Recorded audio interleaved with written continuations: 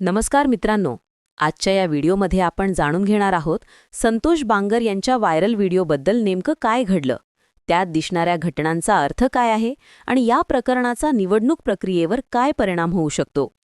व्हिडिओमध्ये नेमकं दिसतं काय? व्हिडिओमध्ये संतोष बांगर मतदान केंद्राच्या आत प्रवेश करताना दिसतात. त्याचवेळी एक महिला मतदान करत असते आणि बांगर हे अत्यंत जवळ उभे राहून तिच्या मतदान प्रक्रियेवर लक्ष ठेवताना दिसतात. काही ठिकाणी ते संवाद साधताना किंवा मार्गदर्शन केल्याचा भास होतो.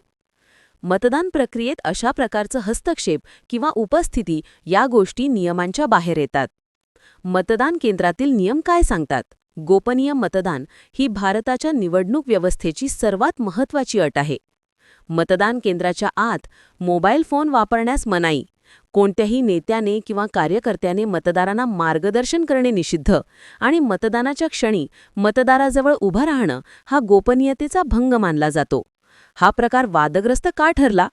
व्हिडिओ समोर आल्यानंतर समाजमाध्यमांवर चर्चा वाढली, कारण मतदानाच्या ठिकाणी लोकप्रतिनिधींनी अशा प्रकारे प्रवेश करणे किंवा मतदारांवर अप्रत्यक्ष दबाव जाणवेल अशी स्थिती निर्माण करणे ही लोकशाही प्रक्रियेवर परिणाम करू शकणारी बाब मानली जाते. प्रशासनाची आणि राजकीय पक्षांची प्रतिक्रिया. व्हिडिओ व्हायरल झाल्यानंतर प्रशासनाकडून चौकशी सुरू झाली.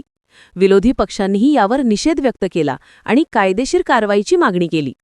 मतदान प्रक्रिया स्वतंत्र आणि दबावमुक्त ठेवणे हा निवडणूक आयोगाचा नियम असल्याने अशा घटनांवर तात्काळ कारवाई होते. या घटनेचे व्यापक परिणाम. एका छोट्या व्हिडिओतून दिसणारी घटना लोकशाही व्यवस्थेच्या मोठ्या प्रश्नांना स्पर्श करते.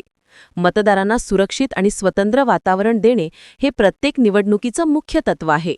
या प्रकरणामुळे पुन्हा एकदा मतदान केंद्रातील शिस्त, नियम आणि लोकप्रतिनिधींच्या भूमिकेवर चर्चा सुरू झाली आहे.